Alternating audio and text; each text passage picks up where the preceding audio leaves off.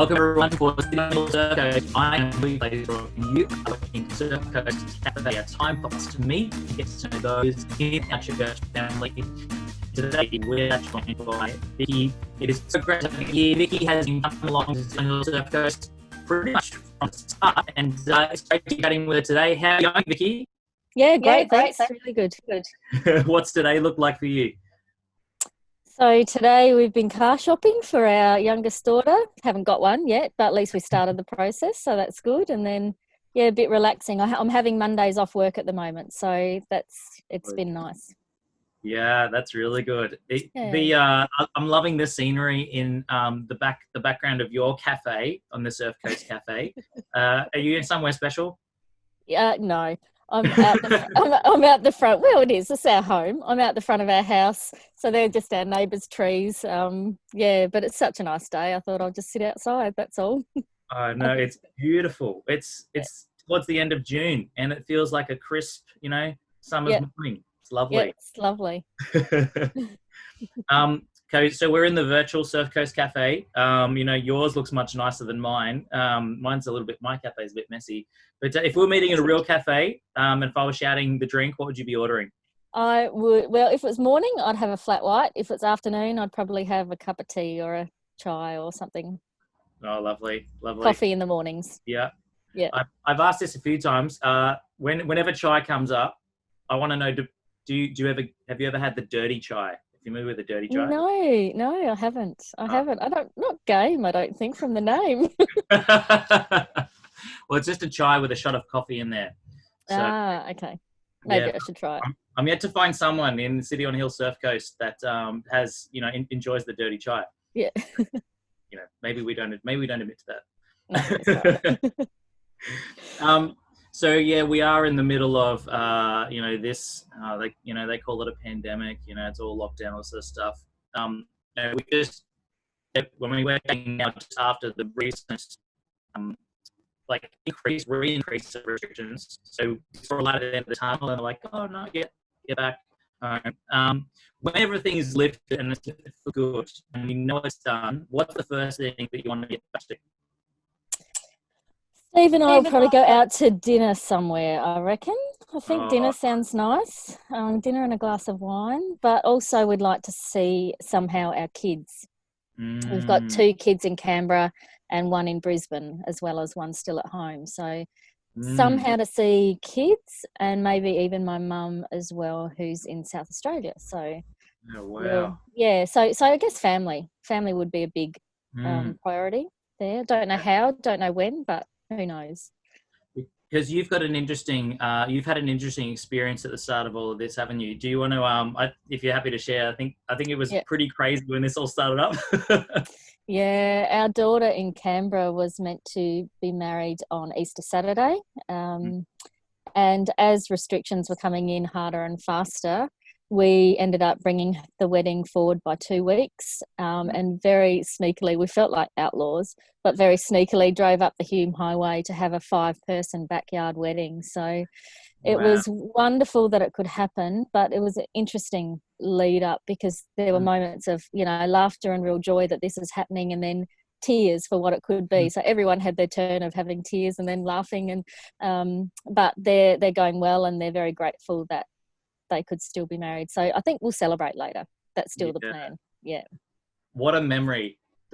All the weddings of 2020. Hey, they did pose with a bouquet of toilet paper at one stage, and Steve had kept the front page of the newspapers with all the wedding things of parties over. So we did do a few things, and I think we had on the register signing table we had a paperweight of a roll of toilet paper, just to have a couple of little funny things there, so the grandkids can ask her one day what that was all about. That's brilliant. Yeah, that's brilliant. Yeah, that is so good. Yeah, I love it. That's one of the photos that I think you can sort of. I mean, if we have ever, who knows in 100 years if we have museums anymore? I don't know. But yeah, that's one of those photos that would end up. Little like on a table somewhere. Yeah. You walk past. Yeah. Oh, what's all that about? And then, yeah. That's really cool. Yeah. Still grateful. So grateful that we could at least do it. Mm. so that's fine. That's good. Yeah, that's great. Mm. Hey, Vicky, tell us a little bit about your life. So who's at home, and pre-corona, what would a normal week look like for you? So we've got 4 children, but we've only got one left at home, Tennille, who's in year 12 this year. So this COVID land has been different for her. But yeah, a normal week would be Steve's a teacher, so he goes teaching. Tennille goes to school, and I work for, it's actually the Lutheran Church's overseas aid organisation called Australian Lutheran World Service. And I'm a teacher as well, but I work mainly from home.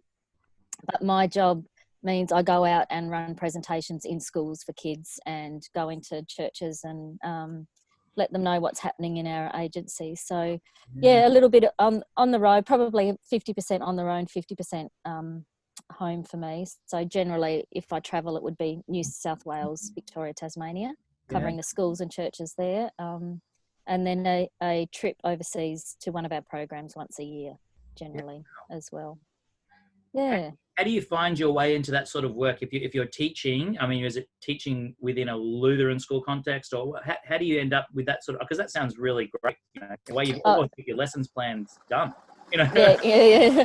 Look, it's kind of like my dream job. So I was a teacher beforehand, and we call ALWS. So I've always loved the way that they do their development work. So I always kept my eye on the organisation, and a job came up at the end of 2011, and so I applied for it and very gratefully got it. I think it was a little gift actually from God, because it was a tough year in 2011, but you needed to be a teacher for this position, because you're writing curriculum and going into schools and things like that. So it's kind of been a lovely thing where I get to still teach, but teach about my passion, which is social justice. So it's kind of the best of both worlds, really. Yeah. So that is what makes it your dream job, social justice and teaching that.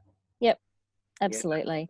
And I enjoy the travel. Sometimes it gets a bit tiring, but I enjoy the travel as well. So it is good. Do you have some particular highlights of, I mean, you've been doing it now for what, that's 9 years, coming up to 10 years. Yeah, coming up 9 years this year. Yeah. Highlights for you that stand out of just like, that's been really great, or well, it's been a privilege that we work in countries in Africa and we work in countries in Asia as well. So I've been really privileged to travel to countries that people don't normally get to go to. Yeah. And so I don't know if I'd call it a highlight, but it is, even though they're tough trips, but because you meet people doing life in probably the harshest and most traumatic circumstances that you can imagine. So yeah, well, it's a privilege, I'd probably say, because you really get a sense of just how blessed we are here. Yeah, wow. Amazingly blessed when you meet people and hear what they've experienced. And like, how does that impact? I mean, I imagine when you first start that role, you do these overseas trips, and it'd be quite confronting at first. Like, has that had like lasting impacts on, like, the way that you do life, the way that you think about white Western culture in a way, like, have you noticed changes in your living? Not so much the day-to-day living, but probably more my attitude. I think so. My attitude of actually realizing all the good things that we've got here, actually realizing how blessed we are, trying to turn, maybe feelings of guilt that I've got that into thankfulness, and then how can I use that, I think. And sometimes I do it and sometimes I don't do it so well, we're people and everything, but yeah, attitude, definitely. I think when I first started, I was pretty hard on my kids when I'd come back from a trip, do you know what I've just seen, all of that kind of, parent thing when they didn't want to eat their peas or broccoli or something. But so probably my attitude biggest, but there have been times as well, for example, what the hardest place that I traveled to was Djibouti, which is in the Horn of Africa, sort of in the middle of the desert, really harsh conditions. Wow. And meeting the people in the refugee camps there, and then coming back and listening to the news and hearing the way the media talks about things, and Lord's, I guess, just general things that we've got here, and I had met who I considered to be the heroes of life, people that had sort of had the most traumatic experience, and things that are hard to even talk about, yet they've experienced them. And then you come back and you hear people whining over things that I probably still whine about too, but it puts a few things into perspective. Yeah. Wow. Yeah, that's really cool and just fascinating as well. I mean, I can't think of many jobs where that would be a regular, rhythm. So wow. And I love reality check, I think. Yeah. Yeah. I think also what you say, that idea of turning feelings of what could be guilt into thankfulness. I think that's really healthy in a way, because there is a tension there, isn't there? Like people often say, oh, my internet connection is so slow. It's kind of like this first world problem, isn't it? But that's really, really, really great. Yeah. So, tell us a little bit about like your story, Vicky. Been coming to our church for a while. Follower of Jesus. What does that look like? I mean, has there been some significant moments of growth, or at what point do you feel like you started taking Jesus seriously in learning? So I grew up in South Australia, and Steve and I met in uni. And so before we were in Geelong, we lived in Portland, just an hour on from Warrnambool, for 23 years, and that's where we brought up our kids. Now, Portland's a small place, but that was probably a really significant growth area for both Steve and I in our faith. I mean, we both have been brought up Christian families, gone to church all the time, traditional church. We were both brought up Lutheran. And when we sort of mixed with the Lutheran church, there was a group of people there, a couple there who had actually been in YWAM. And so they were completely on fire for God. And so they led our small group. And we really began to learn about the Holy Spirit and how he works and all of that kind of thing. And so our faith just really grew through discussion with them, and through just mixing with some very like-minded people. And just getting out of the traditional way of thinking and realising that there's actually more. The traditional church is fabulous, and it's such good solid teaching, and that's what we were brought up with, but just realizing that there is more, and accepting that and moving on. So that was a significant, probably 5 to 7 years as we grew sort of in that. So 2.5 years we moved to Geelong, and we've loved the move, absolutely loved the move. But it has been interesting trying to find where our church home is. And so when City on a Hill Surf Coast did start, it was kind of like, oh, that's wonderful to be involved in a church plant, and right from the beginning. So that's kind of been a really exciting part. We love the style, we love the people, but we do still honestly go part-time to the Lutheran church as well, because I work for an agency of the Lutheran church. Steve teaches in a Lutheran school, so we keep that connection going as well. But different styles, but both have a real special place for us. That's so great. That's awesome. I mean, I love hearing those stories. I mean, it's often when God confronts us with something different, we can either, we can like, okay, let's journey through it, or we can run back. And often, when we take that step to journey through it, there's such growth, and just to see, it's kind of like, that image of, like the diamond. You see it from a different angle and a different perspective, and there's new beauty there. What a rich experience, sort of moving through different sort of churches to see that. I guess also for me personally, I've also always been a person who has been concerned about what other people think of me. This is getting really into it now. And in 2011 I had the most difficult year possible. I was acting principal at the Lutheran school in Portland, and it was a really challenging year. There was workplace bullying. There was it was all pointed towards me being in that chair, and there it was wrongly so, but I learnt through that what it actually means to depend on God, and that it actually doesn't matter what people think of me, it's what God thinks of me. And don't get me wrong, I haven't got that all sort of completely sorted or anything like that yet, because it's still a daily battle. And but yeah, it really does come home to you that he's the most important one. He's the one that has to be pleased with the way that you're living, or the way that you're attempting or trying the best that you can, without worrying about the judgment of others. So that's a very long story short, but that's been a really good, healthy personal journey for me, I think, to really rely on, is God pleased? If he's not, what do I need to change? Yeah. Oh, that's lovely. Thanks for sharing that, Vicky. I mean, it's those stories that, in a way we sort of carry these scars from those experiences, don't we? But at the same time, there's also there's healing and growth through them as well. And you kind of go, I wish that didn't happen, but let it is. Just like I've got a greater picture of who God is now. So thank you. And I think it prepares you for the next stage too, because that's why I think my job now is a gift. So God blessed me with kind of my dream job, and so it is. It's something that you think about fairly regularly too. Yeah. Oh wow. Yeah. Wow. Well, it sounds like, I mean, God has just been so significant in your life, in the way that you've thought about what is going on around you, and obviously 2011 that was front and center.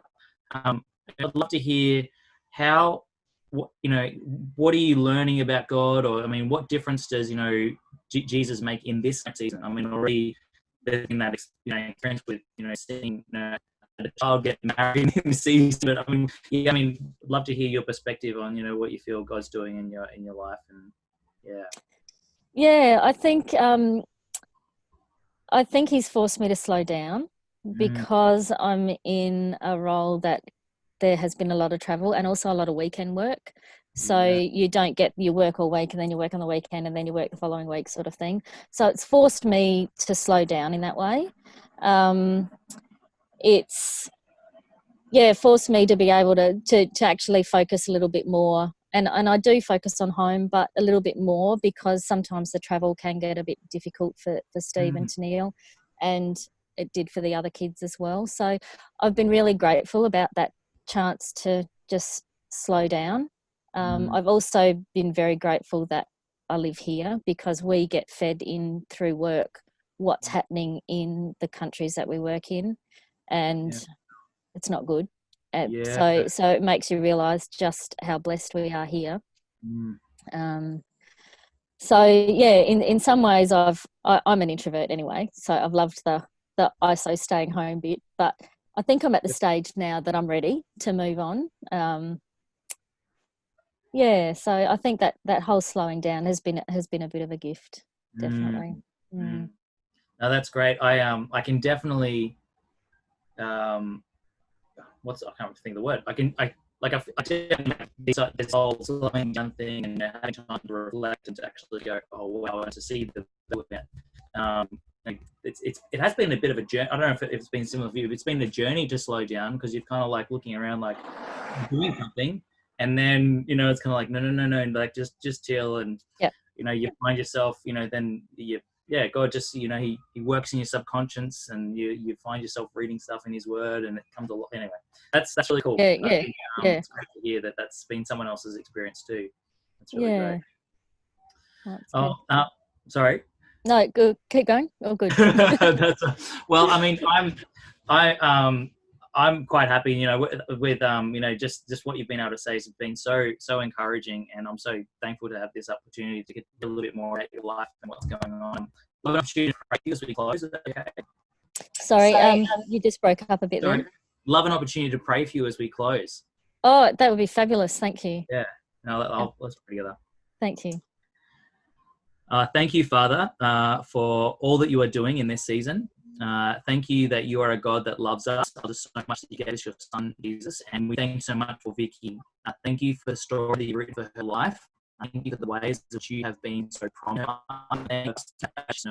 Her with great job, with just wonderful family, and even just where she lives, where we all get to live during this season. Father, we pray that we'll be able to meet again soon, face to face, and that this thing would pass. But thank you for teaching us new lessons in the meantime. We give you thanks in Jesus' name. Amen. Thank you. Thank you so much, Vicki. That's been so great. I'm so encouraged by our time. So It's been lovely. Thank you. Thanks. Bye.